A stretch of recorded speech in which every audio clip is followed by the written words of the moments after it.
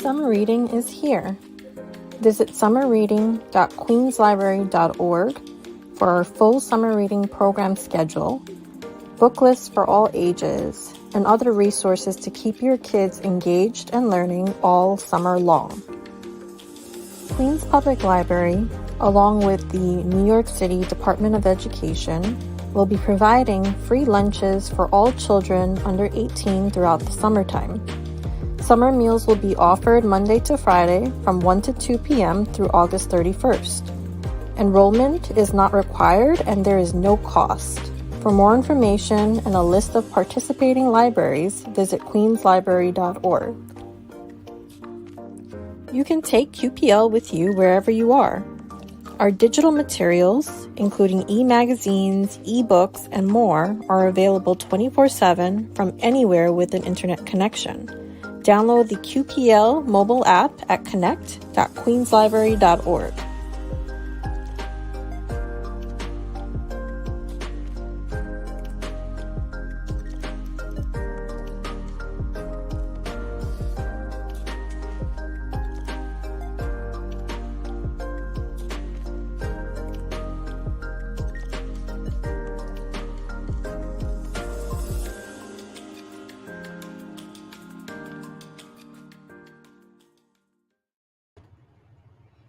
Welcome to Queens Public Library's talk with David Santos Donaldson, author of the new novel, Greenland. Library Journal states, Donaldson communicates complex issues of race and sexuality in a nuanced and multifaceted narrative. Perceptive and personal, this compelling novel eloquently clarifies ongoing issues of race and racism while authentically telling a unique story. Vogue proclaims, as it weaves in meditations on colonialism, spirituality, and the erotic, Santos Donaldson's supremely stylish fever dream of a novel may delve most deeply into a specific subset of the queer experience, but the bigger questions it poses about how we come to terms with our own social and cultural identities make it feel surprisingly universal. The Los Angeles Times states, if Donaldson did nothing else in the novel but tell Kip's story, his sensitive investigation into isolation will make it notable. Yet Donaldson is after something larger than literary New York's blind spots. These toggles aren't merely fancy jump cuts. The stories and eras blur together like overlaid transparencies. Amid all this is a lot of sex, all of it meaningful in Donaldson's hands. The book runs over with philosophy, psychology, politics, literature, family sagas, food, beauty, style, history, geography. This is a book with respect for neither the margins of the page nor those that confine us in the real world. Hi, I'm Brian Alessandro. For those of you who don't know me, I have written for Interview Magazine, Newsday, Penk, Huffington Post, and have recently adapted Edmund White's A Boy's Own Story into a graphic novel for Top Shelf Productions, which will be released this fall. Additionally, I co-edited Fever Spores, The Queer Reclamation of William S. Burroughs, an anthology of essays and interviews about Burroughs for Rebel Satori Press. I am also the co-founder and editor-in-chief of the literary journal, The New Engagement. My first novel, The Unmentionable Mon, was published in 2015 by Cairn Press, and my first feature film, Afghan Hound, was produced by Marriott Media in 2011. It's currently streaming on Plex and soon on Tubi. Culture Connection, curated by Daniel Zaleski and now in its 9th year at the Queens Public Library, is proud to present international artists from emerging talent to award-winning masters. These disciplines include music, theater, author talks, and film. Now expanding into a virtual format, Culture Connection is currently reaching a global audience. David Santos Donaldson was raised in Nassau, Bahamas, and has lived in India, Spain, and the United States. He attended Wesleyan University in the drama division of the Juilliard School, and his plays have been commissioned by the Public Theater. He was a finalist for the Urban Stage Emerging Playwright Award and has worked as the artistic director for the Dundas Center for the Performing Arts in Nassau, Bahamas.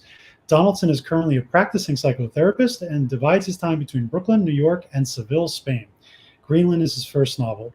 David, thank you so much for joining us this evening. Thank you, Brian, for having me here. I'm delighted and overjoyed to be talking to you. Well, it's my pleasure. As I've told you multiple times already before the interview, that I deeply love your novel. So when I get to do these programs centering on a book that I have a real personal, strong connection to, it's a real joy for me as well. So your novel is a story about a writer working on a historical novel about Ian Forster and the Black Egyptian tram conductor Muhammad El Adil, with whom he'd fallen in love. Can you tell us a little bit more about that and what inspired you to research and write this particular story? Yeah, sure. So I started out by being a fan of E.M. Foster. And I was slow to become a fan of his because growing up initially, I perceived him as being a little distant from my world, or at least the world I wanted to delve into. And it wasn't until I was in college that I started reading things like Howard's End and The Passage to India. And I liked it a lot, but in fact, I felt kind of guilty liking him so much Interesting. because he wasn't cool at the time. Sure. You know, he was this very buttoned up middle class English voice, and he has this very sort of quiet tone that's very, in a way, sort of comforting, but very middle class, and seemingly not very challenging. And so I felt sort of he was kind of like a guilty pleasure in a way, and and then I realized that he was gay, which I didn't know when I was younger. Sure. And then that made me more interested in him. And I started reading biographies about him and his book, aspects of the novel. As I started wanting to learn how to write myself, I read that book, and I became more interested in him as a person. And while I was flipping through his biography, I don't know if you've ever read biography, but what's his name? Furbank has a big, thick biography of his. And I was flipping through and I saw pictures halfway through. And there were these pictures of this guy named Muhammad.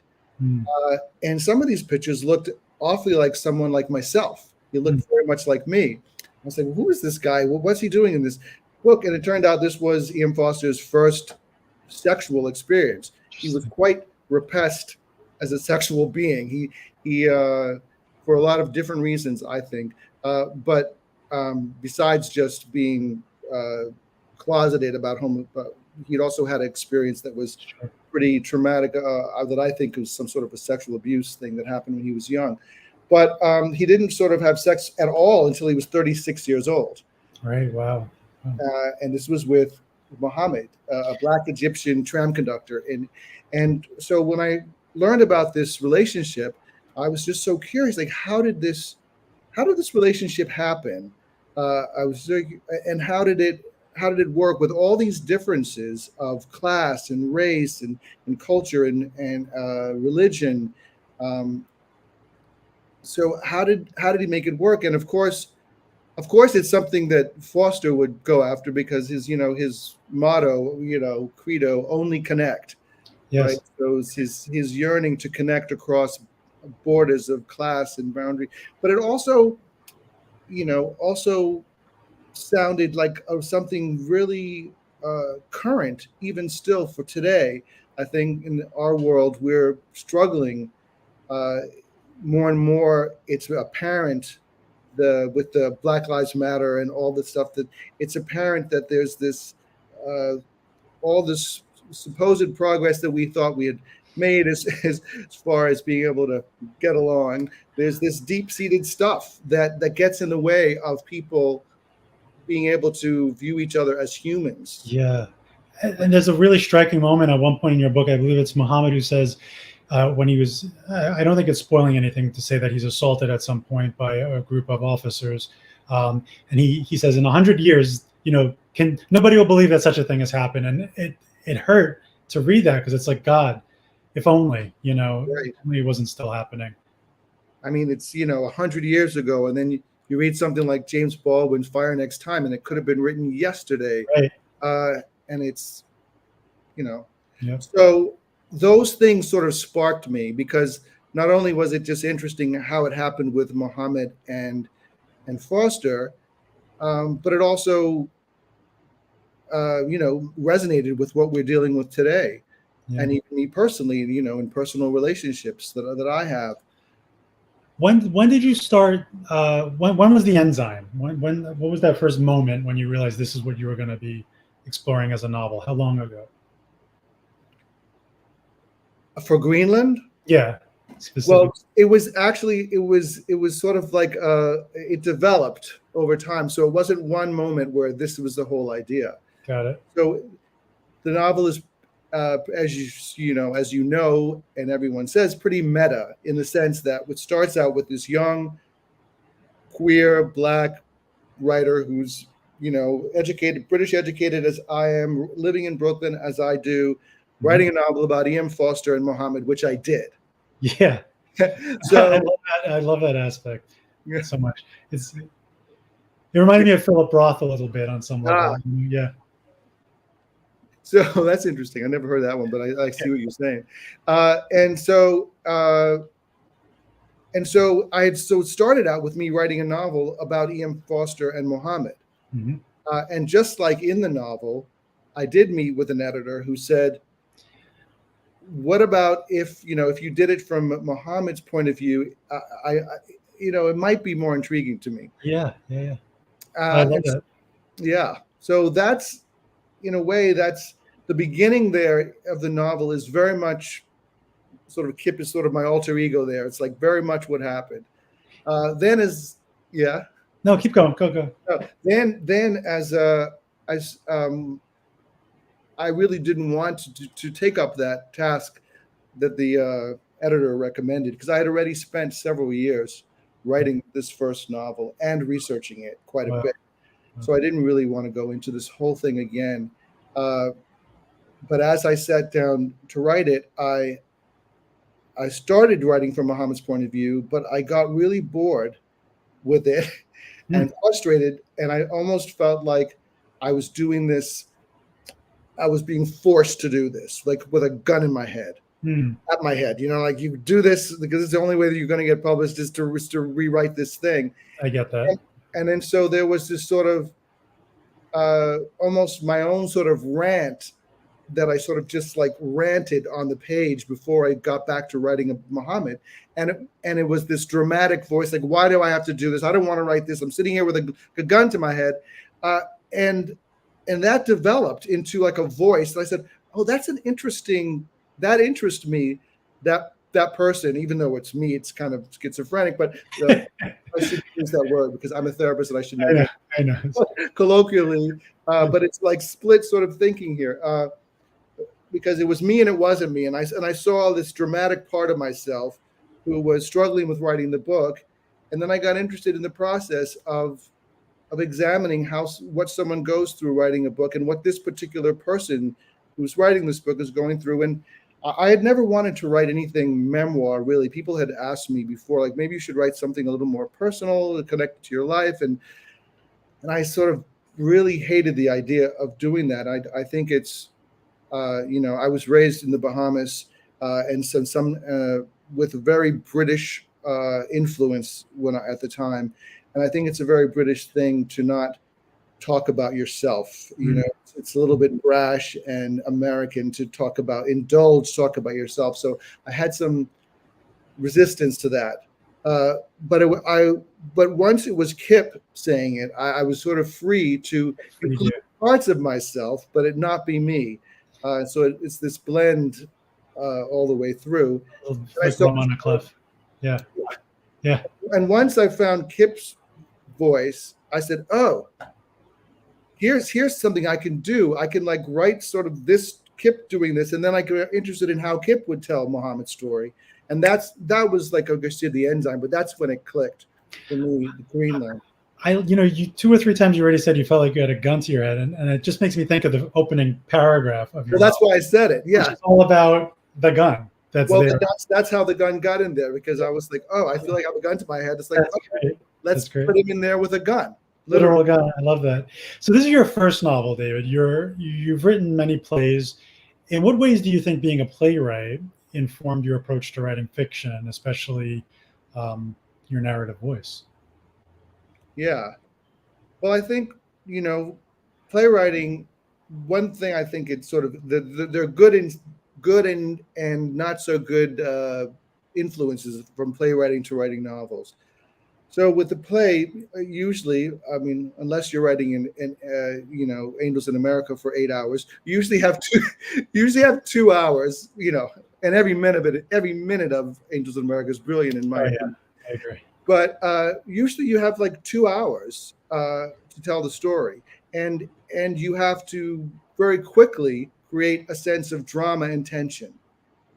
And so I was also an actor for many years, and so I'm sort of seeped in the dramatic way of telling stories. So you sort of instantly have to get to the sort of a crisis moment very quickly in theater, and I think that sort of serves the novel to sort of, because it's a strange novel and it's goes a lot of places, and there are some times that it gets sort of like like essays, and sometimes gets poetic, but I tried to keep a strong sort of attention of like what's going to happen next, keep the conflicts going, even if it's internal conflict. So I think that served me.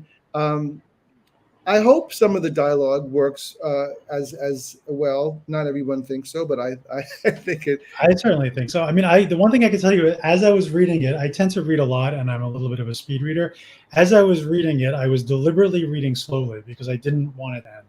I was enjoying the process and the experience so much that I was really taking my time and being very deliberate with how I read it. Yeah. You pepper Kip's narration with a lot of literary allusions, which I really loved. It also speaks to, I think, his passion for literature, and especially, as you mentioned, Tony Kushner's Angels in America. So you already spoke a little bit how the character was kind of autobiographical, and we have these multiple layers of you writing Kip, writing about Muhammad, and I really kind of love that so much. Is there anything else you could say about Muhammad's plight, and particularly Kip's struggle, and how it correlated to your struggle as well, in sort of creating this incredible thing? Right. Well, the parallels with Kip and Muhammad is that they are both Black, queer, youngish men who are trying to negotiate a relationship with a white colonial person, and that's something that in general I find is true for me too. Just negotiating, growing, even though I grew up in a country that is predominantly Black, the Bahamas, it was the time that I grew up very, very British. And all of the influences and the values and the aesthetics and everything were adhered to very strongly, as often happens in colonial situations. And so all of that sort of colonialism and whiteness is something that I found myself having to always negotiate. And so I wanted to personify that. I thought E.M. Foster and Morgan is E.M. Foster's name. That personified that negotiation of that relationship. And I want to do the same thing with Kip.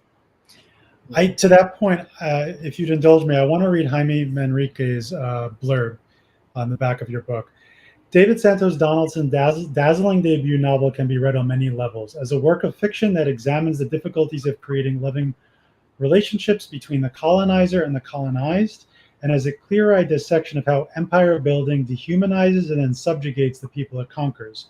As with Ralph Ellison's Invisible Man, Greenland reminds us that far too often Black people are allowed visibility only when their talents are needed or sanctioned by white society. I thought that he really succinctly and powerfully and provocatively captured the thing that you do in this book, so compellingly.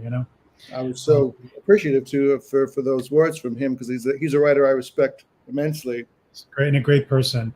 I think he's speaking to, and I think you wrote about, the colonization of the mind, and how institutions work their way into the blood, and the exploitation of Black pain. Can you say a little bit more about that as you write about it? Boy, Brian, can you tell me more a little bit about those? Are such huge ideas. I don't I'm sorry. know where to start. Black Plain, where do I start? I'm not sure what you're asking there. Well, maybe specifically about like the colonization that Muhammad felt when with Morgan, or when Kip felt when with Ben. Yeah, right. Particularly those relationships, and sometimes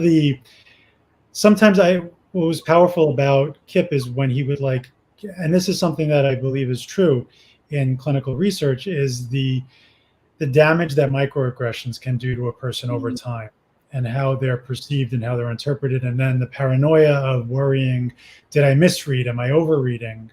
Did I misunderstand? Your book does that in such a sort of rigorous way that it's just incredibly deep and thoughtful in that respect. And so I guess my question is, how did you decide how to approach it? Yeah, it's a good. I mean, it's a good question. It's just so much. Well, the truth is that it wasn't so thought out. It was a lot of the novel, and especially Kip's parts of the novel, because the novel is sort of goes back and forth between Kip telling his story and then what's going on with him, and sort of Kip remembering and having sort of his Proustian moments of things going on, and then there's the novel that he's writing for Muhammad. Right. And the parts with Kip, I wrote in a way very unfiltered and purposely sort of fast. I didn't want to ponder over it too much. I didn't want it to have it be too precious and well crafted. In fact, I actually, when I gave this to my agent, I was apologizing for how unpolished the writing is in those parts.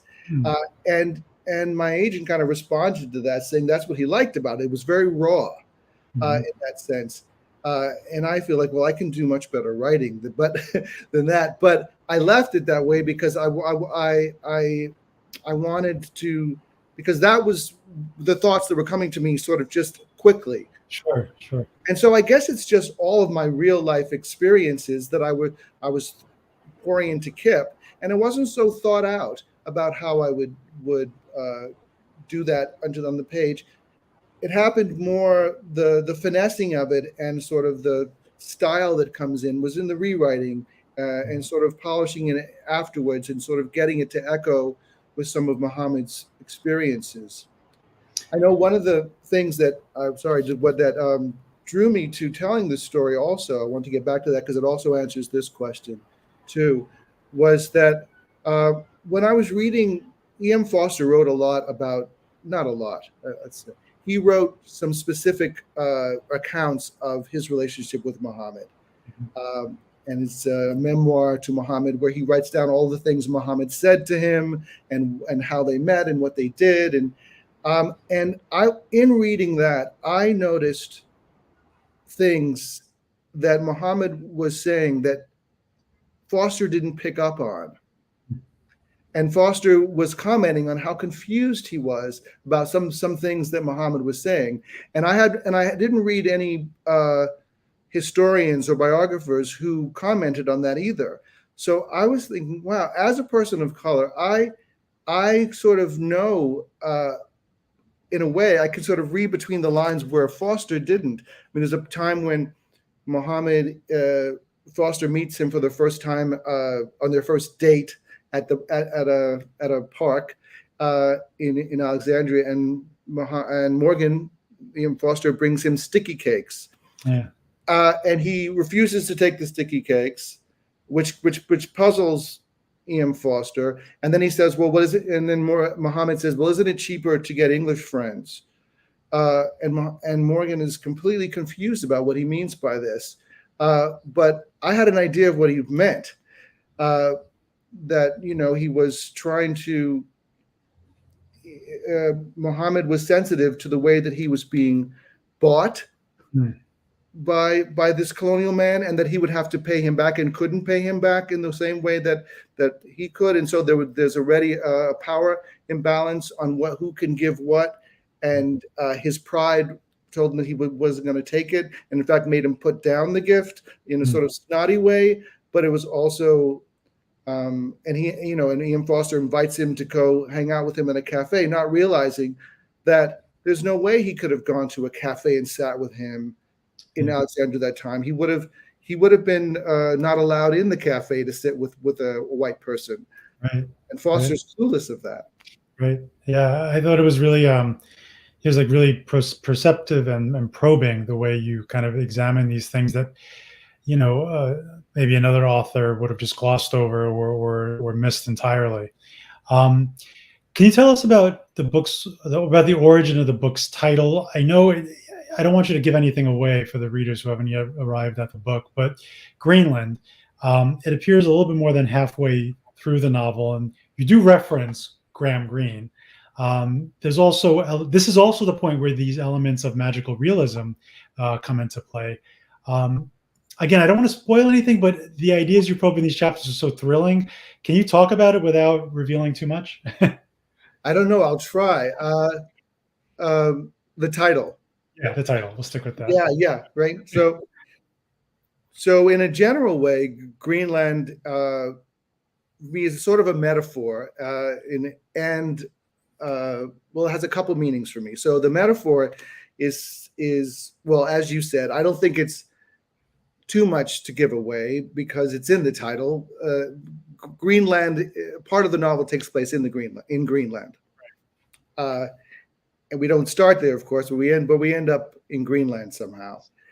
So there's that. And what it means to the protagonist is also something. And I won't give it that part away because Greenland means something to the protagonist. But for me also, it's a land of physically, visually, it's more than 5% snow and ice. I forgot the percentage, probably more than that. It's a white landscape. And the idea is of this Black person finding themselves amidst whiteness. Mm-hmm. So yeah, it's such a fascinating and original idea. In a way, it's almost like the Langston Hughes poem "A Raisin in a Sun," which talks about like a Black person in the sun. So it's sort of like that. And also, as you mentioned, Graham Greene is a writer who I adore. I really love Graham Greene's work for many reasons, and I won't go into all of them. But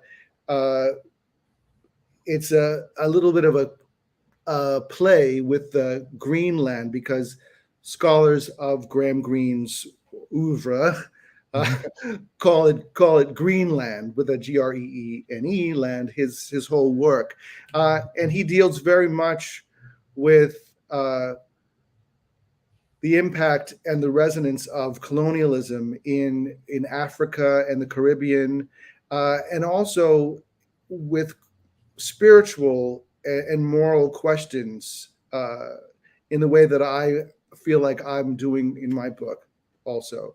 So I'm sort of joining Greenland in a way. I love that. I thought that was such a great idea, such a great concept. Tell us a bit about the power of being seen, right? It's something that commands Kip and Muhammad, and it's something you meditate on throughout the book. Yeah. Can you talk to us a little bit about that in general? Yeah, there's a bit in the book where I reference this psychological test that was done in the 70s by Tronick, the still face experiment. And I don't know if I should go into it now, but Sure, you can.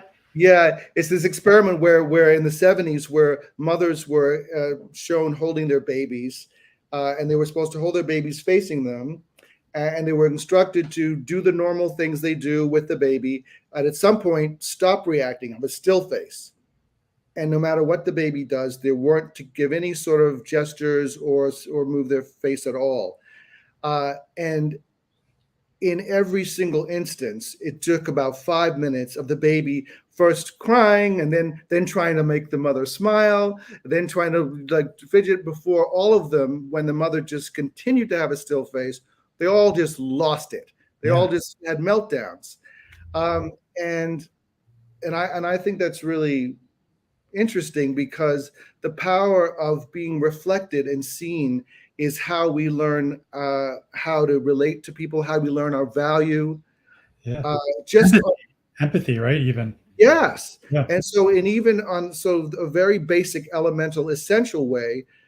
So if you magnify that as an entire race of people who are constantly faced with still face when dealing with whiteness, I think it's comparable as how it feels. And I'm not talking theoretically, I'm just also my own personal feeling of even trying to get published. I mean, I've been trying to get published for many years and met with a lot of still face. And I've also met with some, some interest throughout the years, and it's kept me going and demoralized me. But I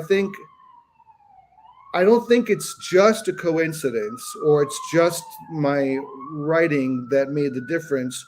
When I think my book got picked up right after George Floyd and Black Lives Matter, and I think there was a conscious awareness in all fields, and especially in publishing, that hey, we've not been opening our eyes to take in these new people, these new voices, this array of non-white people who are out there with different voices, and not just black, but all different shades within black and different experiences within black, or within being Latina, or within being Asian. There's different experiences too that are now finally getting seen. Yeah, it's not just a monolith. There's a lot of nuance and complexity there that they're finally paying attention to. I'm glad you spoke to that, because I was going to ask you how autobiographical specifically were Kip's experience in publishing to yours, and you just answered it. So thank you. Thank you for having that precognitive moment with me. Yeah. How does, and speaking of psychology, how does being a practicing psychotherapist inform how you write? My background is in clinical psychology as well. So yeah, it's a great tool, I think, to have, right? Well, I think just for, it just helps my life in general. I think it's, being aware of, but how it impacts my writing, you're saying, or? Yeah. Do you think it does at all? Absolutely. I think it, I was an actor, then I became a therapist, and I was always a writer doing all this time. I've been writing since I was young. Mm-hmm. So, I think all these things there's a great amount of focus on what makes people tick. Mm-hmm. and what motivates people, and how, and emotional life, and what essentially keeps us going, or how do we and as a psychotherapist, some people say, well, I don't see how you can sit all day listening to people's problems, and it must be so draining. But it's not really draining at all, because I think it sounds very pessimistic, the Buddhist sort of idea that life is suffering, but basically it is for all of us. Yeah, we all. I'm not saying there aren't moments of joy and celebration and happiness, but life's not hard, not easy, no matter what you're dealing with. And so, being able to explore how to weather life, and how to find joy in the midst of suffering, how to find a sense of self, is something that I'm constantly investigating and working on all the time, whether I'm writing or whether I'm sitting with someone who's struggling with these questions themselves, and exploring. One of the things that has been it's been interesting getting responses to the book. And one of the things that I may be so obvious to a lot of people, but caught me by surprise when people responded to it, was, oh my God, you've got so much going on there, so many levels that, you throw everything in there, and it's like, it's sometimes like, busting the margins and everything. And that's what I loved about it. and it's so interesting because to me, I was like, oh, really? I didn't intentionally do that.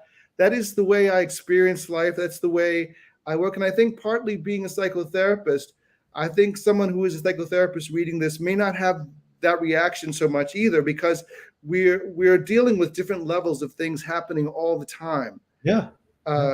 And there's this happening on this level, but underneath the subconscious is doing this, and practically we have to go ahead with life and figure out how to manage this. But we have to acknowledge that the past is influencing what we're doing, and we have to like spend some time there and understand how to take care of that part. And then all of this also within a grand socio-cultural context. Right. Exactly. A lot of friends were asking me, why don't you get your MFA? You want to be a writer? I've always wanted to be a writer as well. And I decided to get the master's in clinical psychology. I said, because if you're going to write for people and about people, you really need to know how they operate. And an advanced degree in psychology really gives you entry in a very deep way into that. As I said earlier, your novel makes a lot of really wonderful literary allusions. You write a bit about the power and difficulty as a writer of being influenced by other writers. Of course, Harold Bloom wrote about the anxiety of influence. Agony of influence, yeah. So tell me a little bit about influence as you explored in this book and as you experienced it as a writer. Yeah. Another big question. Oh, no, these are great questions, Brian. These are wonderful questions, and the kinds of things that I do think about a lot, and I don't have great pat answers, but I can explore it now with you. So I have, there was a period where so the two of huge influences on me, just because is Dostoevsky and Toni Morrison. Yeah. And somehow in my mind and in my wishful thinking, I am somehow like going to blend these two together and be this great force, right? Why not? Right. And so these were like, and then there's like people like Faulkner, and then being from theater, I'm influenced by people like August Wilson and Tony Kushner. Oh yeah. And I think earlier on with I was griping earlier a little bit about the difficulty with getting published, for taking so long to get published. But I think sometimes it also had to do with some of the work that I was writing was maybe being trying too hard to be Toni Morrison or to be Dostoevsky. I think I had to eschew all of that and trust that it's sort of in me somehow, but it has to come out in my particular way. Mm-hmm. And I think there was a journey for me to realize, and there's a wonderful book. I think it's wonderful. George Saunders' latest book about short stories. A swim. I can't remember the title. I read the last one, The Lincoln in the Bardo. Yeah. Oh, which is great. But A Swim in the Pond in the Rain, I think it's called. And he talks about this interesting idea of like the writer that we think we want to be and that we think we're going to be versus the writer that we end up being. Yeah, interesting. And boy, I would love to be, Tony. I would love to be Tony Kushner. I'd love to be Toni Morrison, Virginia Woolf. But then what shows up, Greenlight, it's not that. But it's its own unique thing, know, and I think that's like ultimately what all of the influence that ends up doing to us is it helps us figure out how we contribute our own voice. Right. And I don't want to give too much away because I think maybe I could if I talked about it too much, but it's also the question that Kip is dealing with in the book, how to find his own voice. Mm-hmm. And he's, I don't want to say exactly how it ends. Thank you. Someone just put up the title for us. But but he also struggles with influence, and he's constantly referring to all these other writers because he's trying to either respond to them or incorporate them, and eventually realizes that it's really about him making his own noise, Yes. no matter what it is. And I think that's a process I came to actually writing this book. Interesting. So I want to go from influence to exploitation. I was struck by the potentially exploitative dynamics between several characters in your novel: Ben and Kip, Muhammad and Morgan, and then Kip and Concha.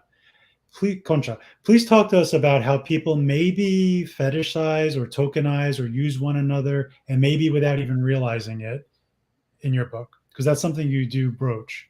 And I thought very compellingly the way, particularly Concha challenges Kip. Yeah. I don't want to spoil that, but I think we can talk vaguely about it. Yeah. Well, I'm glad she finally challenges him. Yeah. It's interesting. At first, it's sort of like he challenges her, and then she's like, "Hey, what about you?" Yeah.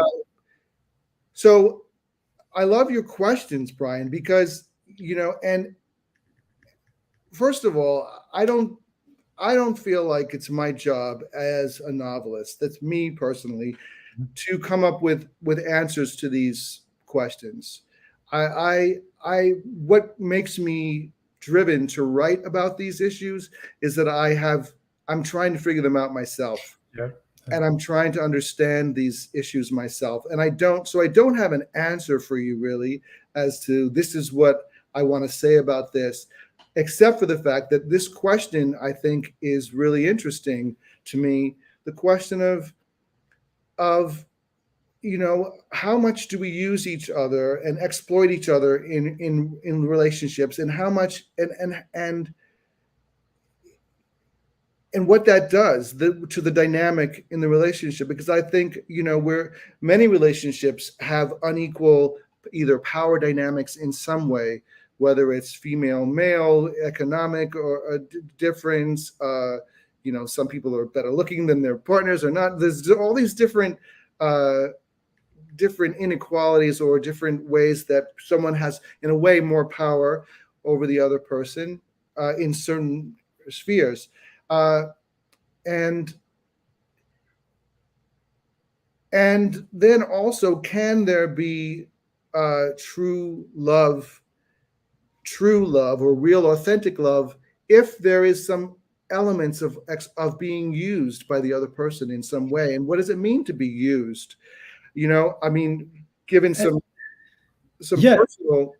personally, I don't know, I've never talked about this. Why am I doing this when people are watching? Oh no. But there was a period where I because I'm from the Bahamas, I was able to go to Cuba a lot, and I was very curious about Cuba. As an American citizen, you couldn't for a long time go to Cuba, but as a Bahamian citizen, I could go. And I started developing some really intimate relationships with people there. I won't go into too much detail, but a lot of these questions came up for me then too, which put me in the position of the one with power and money and freedom compared to the person who lived in Cuba who had, nothing. And the ways that I sometimes would feel resentful of sort of being used, but it also made sense because this person had nothing. Yeah. And no access to certain things. And then there's the other side of like me coming to the States and me being sort of exploited in some way. So I've experienced like two sides of this. I think, yeah. I think that's what I love so much about reading fiction and writing fiction is that you're not on the hook to give answers. Your job is to just keep posing questions. And I think the best and most enduring fiction is that which doesn't give tidy pat answers, but just keeps turning in on itself and just keeps presenting questions. And the reader goes away and spends their entire life pondering it. And that's why they think about a book 50 years later still. I agree. Question sticks with you. Because once you get the answer, you move on, and that's it. Forgotten. Yeah. How rigorous was your research for Muhammad and Morgan's story? I know you started with writing about them before you created Kip, Yeah, who yeah. became then about him writing the story. But what kind of research did you have to do? Yeah, I did several few years of researching E.M. Foster's life and specifically this relationship.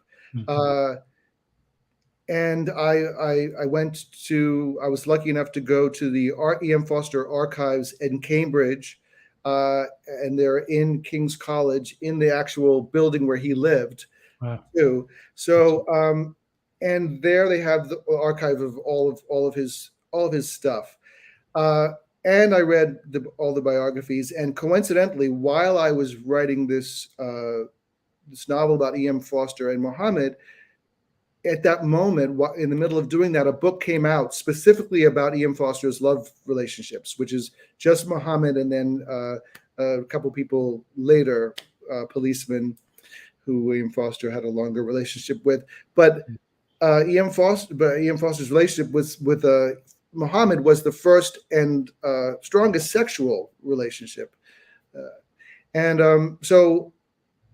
and like I said, there are things written by E.M. Foster himself, and so most of it's E.M. Foster's letters he wrote to his some of his dear friends and to people like Virginia Woolf and D.H. Lawrence, all of which I was able to actually touch myself and see the real letters that he wrote Virginia Woolf and that Virginia Woolf wrote him, because none of it's reproduced mechanically. He left that as an instruction when he died, so you could touch it all. So that was really cool. Yeah, you're really steeped in modernism, the birth of modernism, honestly. And we said earlier that 1922 was really the year it started, and here we are 100 exactly years. a year later with the release of your book just last month. I love how it sort of linked up that way. And I'm a little bit clueless. I mean, I don't want to. I'm not sort of playing myself down too much, but I'm not really an academic, and I'm not I didn't get my master's or PhD in literature, although I read all the time. So I didn't conceive myself of being involved or writing modernism. I didn't think, oh, this is a modernist novel I'm written. I even had to look up, like, what is modernism exactly after I read a review that I love that. that placed me in a very modernist novel. I'm like, really, how so? Then I did the research so I could sound a little bit intelligent about it.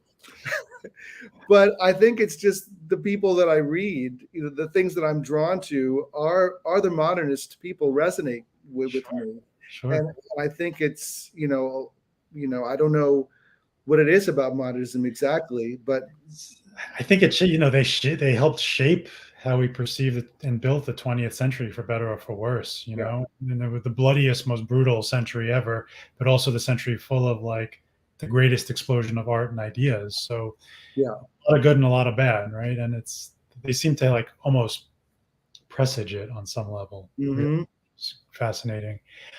India plays a bit of a role, and I know you lived there for a time. I did too, back in 2008, and I didn't want to leave. In fact, I cried when I left. Oh, wow! Where were you? Mostly in Pune, but also spent a few weeks in Kolkata. I was in Goa, Mumbai a bit. I had a good friend who was Bengali, and I would spend. I lived with him, and then we traveled across the country and stayed with his family. But I tried to get a job, the whole thing. I didn't want to leave. Yeah, wow! It's such a powerful place. Tell me about India and how it impressed you and informed Kip's experience and maybe E.M.'s. Yeah, of course, he wrote Passage to India. Right, E.M. Foster did. Yeah, E.M. Foster, yeah. Yeah. I also almost cried when I was leaving India, because I had the best.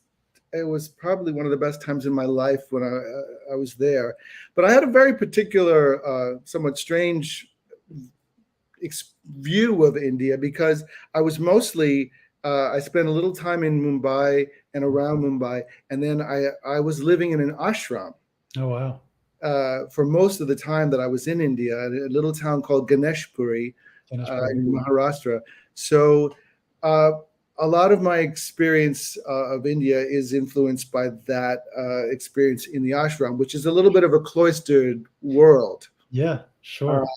And but I haven't been up north where you were with Kolkata and all of that, but Mumbai is a fascinating place in that it's and I live in New York and New York City, and you know it's extreme in the same way New York is extreme. You have the you know the highs and the lows. You get the worst and the best, and sometimes right in front of you all this together at the same time. Yeah, you would see like a $5 million penthouse, and then a shanty slum like right in front of that building. Right in front of it, like a cardboard house with someone right there. Yeah. And that's what I love about New York too. I know New York's a complicated place, but you can't run out. You know when you can hide from people in New York if you want to, but you leave your apartment and you're faced with people from all over the world, from all different socioeconomic classes and races and religions. You have to face humanity. Yeah, you have to. Yeah, and it's not always pretty, but it's always real and it's alive and it's there and it's sometimes overwhelming, and that's how I feel about India. Your whole life happens to you every day. Yeah. You know. So I want to talk to you a moment about the cover of Greenland, if we can. It's going to come up in a second, and once there it goes. Yeah. There. So it's such a fascinating cover. Can you tell us about the artist and about whatever you like to say about it? Yeah. So this, the publisher and the book designer and the cover designer, Alicia Tatone, she's fantastic, working with a guy named Stephen Brer. They had given me several versions of covers, and my agent and I didn't feel that any of them really quite popped or reflected the book or the energy of the book. So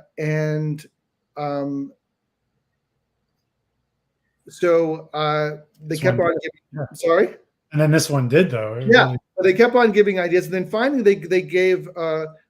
They presented another painting by this artist called his name is Devan Shimamaya, and he's a queer Black young artist who's pretty much a superstar these days now in the art world, and he's also of Trinidadian background, but he does a lot of his work is about Black masculinity and queerness.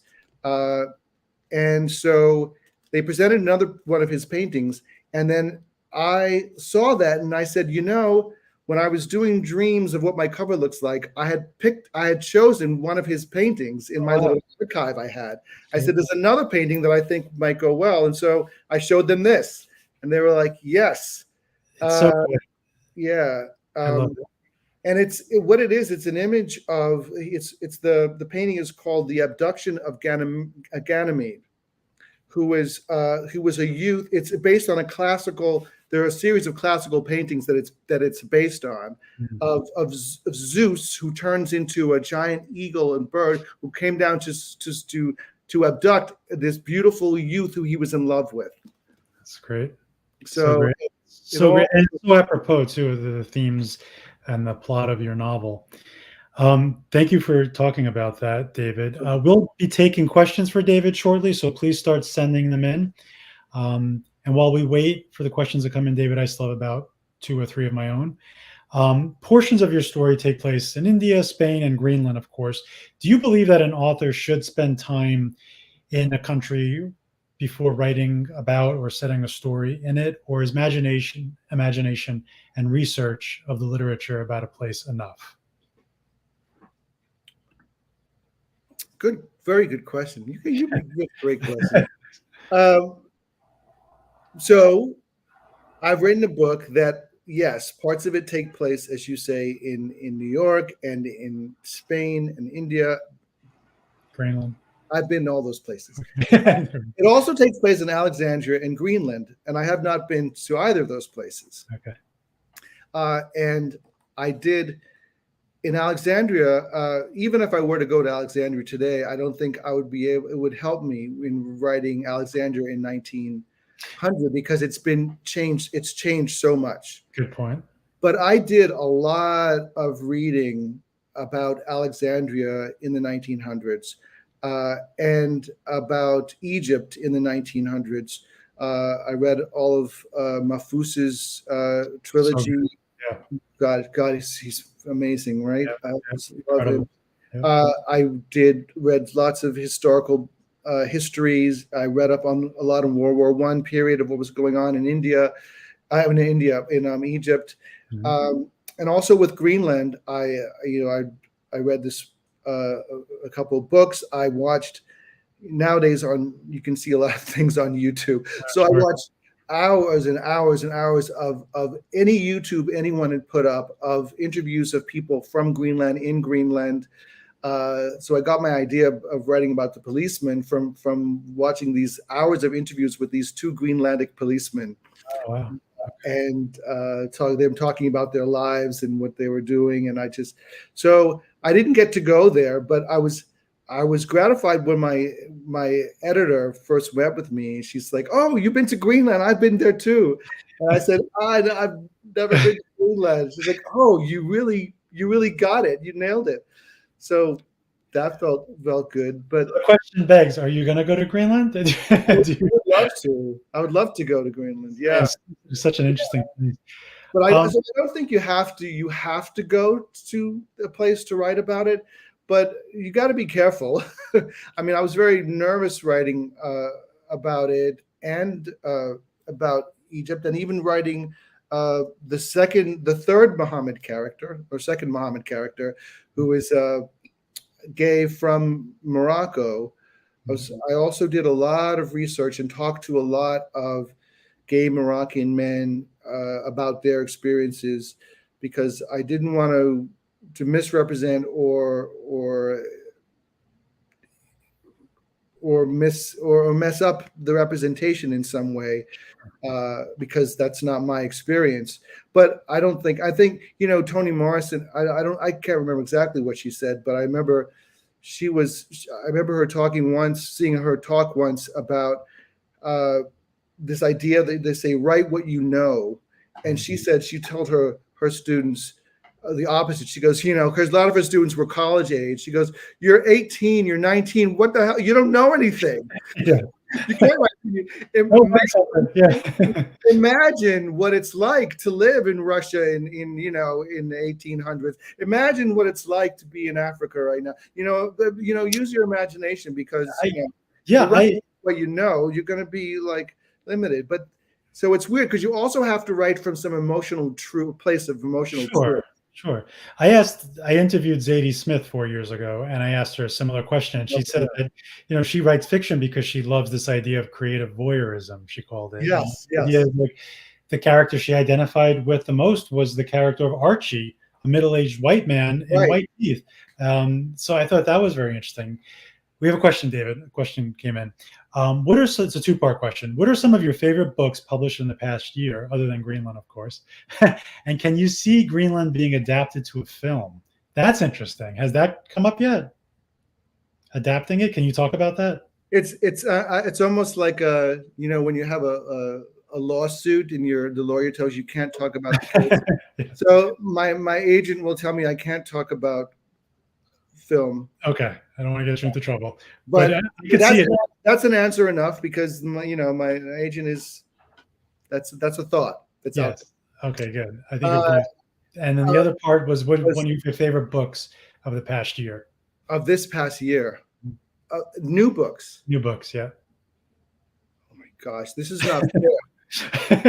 Turn around, check your library real fast. It's not fair, because I one of the great things about this year for me is, and one of the lucky things about being published, I think, is that the camaraderie and the getting to know other writers. Yeah. I have a small writing group that's fantastic that I work with, but I haven't had access to lots of other writers.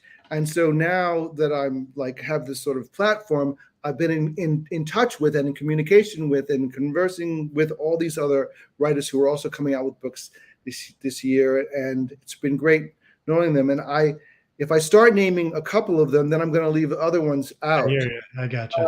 So I don't know, but I can tell you that some of the books that I have, I'm dying to read, that are on my nightstand and I'm just about to read. So one is Nuclear Family, that I'm really excited about, with a friend of mine who's just come out with this great book. The Town of Babylon by Alejandro Varela. Yeah, I saw that. I saw the preview for it. I saw the review for it. Yeah. Gosh, there's so many. I just it's on. I don't want to go down this path too much more, but I hear you. You guys we came with books out at the same time, and we've been talking about this whole experience, and they write wonderfully. I was on the I was on the jury this past year for the Lambda Literary Award for memoir, and we had 65 submissions. Ooh. We had one winner, and we were able to painstakingly narrow it down to 5. And then choosing that one was just, we gave it to, of course, it's no secret I could talk about it. We gave it to Brian Broom for Punch Me Up to the Gods. Oh, wow. Yeah. So I also reread this year, because I read it twice now because I love it so much, is Damon Galgo's The Promise. It's on my list, and I'm going to read it soon. I'm dying. Wow. To read it. I'm sure I'll love it. It won the Booker, right? Yeah, it did. Another question came in. 2 more questions. So, are you working on a new book now? Can you talk about that? Yeah, I'm never not working on a book, but I'm not actually working on a book. So, gotcha. This one thing I didn't know about getting published is how much work goes into things like I'm doing now, and PR for the book. A lot of preparation, a lot of essays to write for magazines, a lot of PR preparation, and it's been exciting, but it also hasn't given me a moment to that stillness and that time that I'm used to having to write. So I'm looking forward to when some of this book tour stuff settles down, to having some time to rewrite. But since I was a little kid, I'm always churning around stories in my head about that I want to tell. And I'm also, maybe it's my theater background, I'm pretty superstitious. So I don't want to talk about anything until I gotcha. It's out there. It's like if like when you're pregnant, you don't want to say it yet until you know for sure. You want to wait to make sure that you're going to be okay. Period. Yeah, after those few months and everything's going, then you can tell people. So I'm in that very early gestation period that I don't think I want to tell yet. Understandable. We have one final question. What other countries would you like to write about, and what would be considered a no? Well, there's no no. I'm open to anything that comes to me. Greenland is a title that's poetic in certain ways. It's not a title. I didn't title it Greenland because I wanted it to. It's a book about Greenland so much. It's a book about Kip's experience of Greenland and what it means to him and what it means in the world of the book. So you don't really want. I don't really know if I want to write about a particular country. I know there's some titles that there's, like the title Ithaca has pulled me for a while, and it's basically built on it's because I want to respond to this poem written by Cavafy called Ithaca, which is one of my favorite poems, and I like the idea of the poem, which is about how we all have our Ithacas, these homes that we're yearning to go to, but when we get there, we realize that what really mattered was the journey getting there, not so much like, oh, we're home, so what? No, it was actually the journey that was the point that mattered. That's the matter. We're so focused on. So I like that idea, but I don't know what the novel's going to be. But I like Ithaca. It's a very profound concept. If you would like to learn more, I'm speaking to the viewers, about David and his work, please visit his website at davidsantosdonaldson.com, and it'll also be put into the comment section. David, thank you so much for this evening. The book is Greenland by David Santos Donaldson. It is a masterpiece. And thank you for this evening. Thank you so much, Brian. Thank you for those kind words, but also for a great interview. I've been looking forward to talking to you for a while, so I'm so happy we got My this. pleasure. My pleasure. I am as well. And thank you, everybody. And you like interviewing Zadie Smith and all these who are my heroes, and so it's a. And now David Santos Donaldson, right there on the same level. Thank you so much. Thank you, everybody, for tuning in. Have a good, safe weekend. Thank you, Brian. Bye, everyone. Bye.